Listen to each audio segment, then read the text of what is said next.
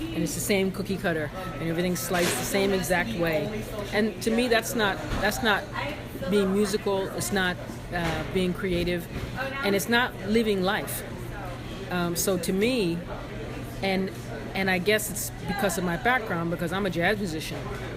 Believe me, I in Allston, Massachusetts, I found an album on Muse from '87. I said, "That's you." And look who's on it. I think Joe Henderson or Billy Hart. That was my very first record. Buster. And I'm like, Arcane. That was my first record. I mean, I don't even like the word jazz. It's all music to me. Okay. Mm-hmm. But what did those guys? That's where how did you wind up connecting with them? I went to a session in terms of the label. I went to a session that Wallace Roney did. It was his first record. And on that record, they played 2 of my songs.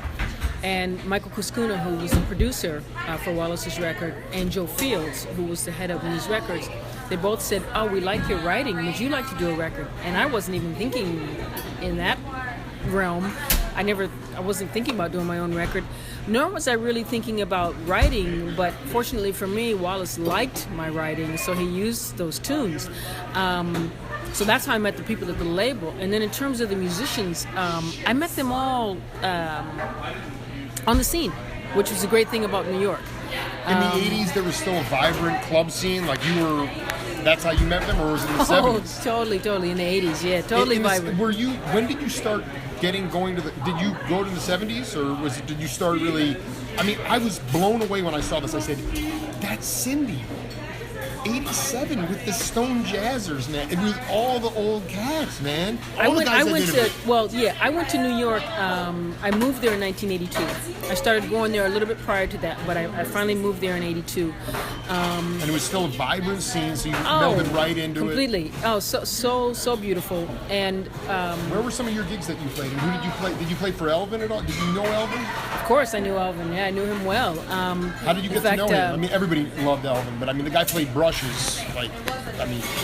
Yeah, with so much energy and so much passion and fire. He's still one of my heroes. But he again, was just the overarching thing is the cookie cutter approach. How do we get away from that? What is your advice to younger peeps about getting your own individual sound? I mean, they don't have the bandstand experience that you did to get it out of your system. So how do you develop individual sound? What would you say to them? You still have the advantage of records.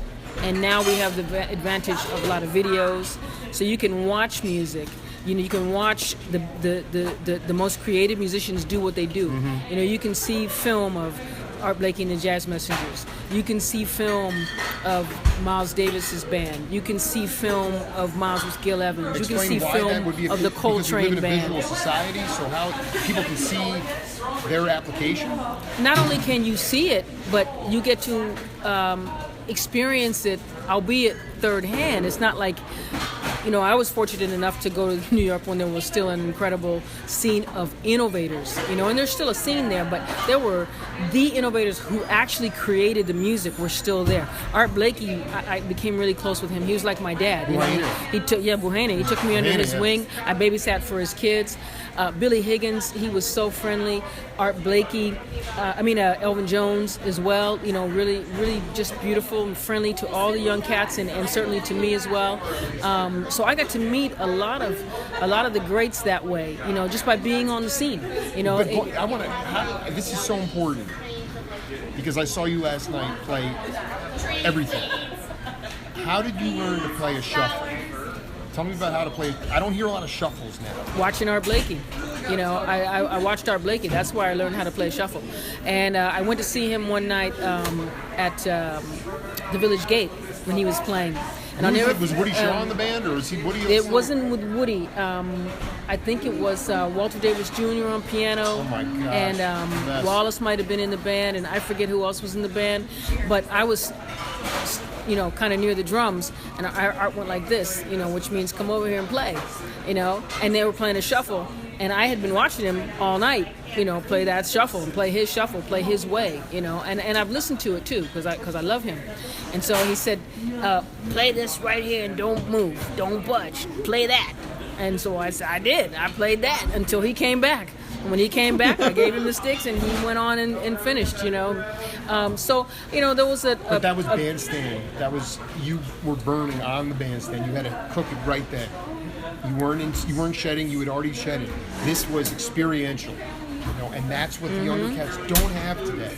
They don't. There are clubs, but they don't have the experience or the advantage of being with a lot of the innovators. And there are older cats than the younger ones that have come up, but not the cats who created the music.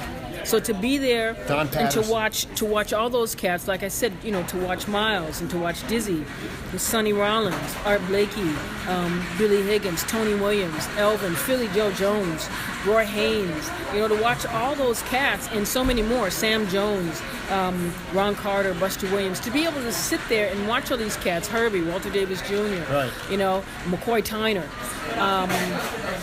to be able to watch these people do what they do in terms of leading a band, but everything from the moment they walk into the club. That's what I checked out. I would sit there and watch the way they walked into the club, the way they led their bands, what they did on the bandstand, what you didn't see, but you had to kind of guess what was going on. Tell me, what was that? Can you give me an example of that? I love that, because it's the nonverbal leadership that I crave so dearly in my life, because we live in this verbal time. Well, you would see cats give signals. You would see cats by body language. You could tell what they were saying. So if you are at attention, if you're aware, if you're present, if you're current, if you're in class, then you're checking out every little nuance, and you can see when a cat's saying, take another 8 or take another 16 or push it on out there, which was a great thing that Art Blakey used to do to people.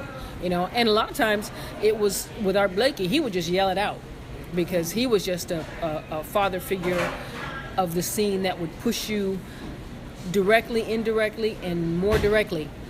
That's what he would do. So it was about, reading what cats were doing, reading what they were saying, hearing what they did not say. So there was a lot of that went on, and you learned how to do it by watching. Cindy, I'm compelled to ask you about all the cats that you've named are males.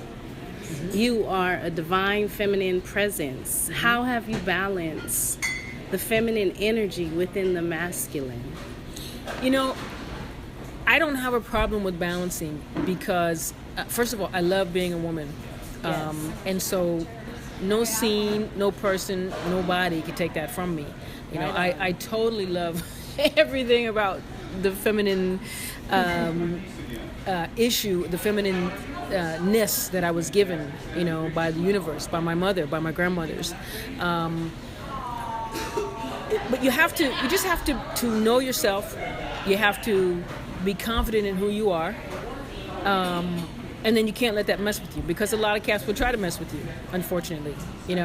That would happen. So you just have to know you, and you have to be sure of who you are. And to me, you have to realize that when you're playing music, gender is not the thing that makes your music happen or not happen. It's your heart, it's your spirit, yeah. It's your vibe, it's the amount of time you put in on your instrument, and you have to understand that getting an instrument together means that as a musician, you spend a lot of time alone. You spend a lot of time on your instrument with nobody else around, as you should. Mm-hmm. And I did, and I do, and I love it. I don't have a problem with that. Other people have a problem with it. I don't, and I mean other people, maybe not even other musicians, but just other people in your life. They're like, well, why are you on the drums so much? Well, because that's what I do. That's what I need to do. That's what I have to do. That's what I'm born to do. That's what my hands are telling me I must do, because they start hurting if too much time goes by and I haven't played. My hands hurt. I have to do something. I have to play. So there's all of that, and it's about being, like I said back at the beginning, it's about being sure of who you are, and not letting any aspect of anybody's I'll say gender specific or idea of what you should be doing or what anybody should be doing, not letting that affect you. Well, clearly you're the example of that for all of us. Well, thank you. All of us. Thank you. Thank you. Before I let you go, I just want to. Charlie Mingus died broke. The geniuses of our culture died broke. And I just want you to talk, knowing that you've worked with the masters, that you know, lineage is a big part of my program. And can you just talk about the significance of the genius of the people that you have been mentored by and how they should be honored? Because you're an enlightened being and you give a lot of enlightenment through your drums. But to hear you talk so eloquently about these issues, I just want you to put in context the meaning of the original masters of this music and the cats that are still around and how our society in this country, because most American jazzers, they make their living in Europe. And I just want you to talk to peeps in this country about the meaning that they've had for you and and how they should be treated. You know, it's a treasure, an American treasure. That's what this art form that we call jazz is. That's what this art form, you know, that we call creativity is. It's a treasure that was made, put together, developed in this country. It belongs to this country. So we should be proud of that heritage. You know, if you go to Japan, they're so proud of their heritage, as they should be, because it's beautiful. You go to China, they're proud of their heritage, as they should be, because it's beautiful. You know, we need to develop that where we're not looking at this music in terms of commercialism or who created it or whatever those other issues We are. need vocabulary too. And the rhythm section's developed that. It has, you know. Stanley Look at Cohen just the drums alone. You know, that's you know, obviously this music comes from Africa. It's part African, it's part European.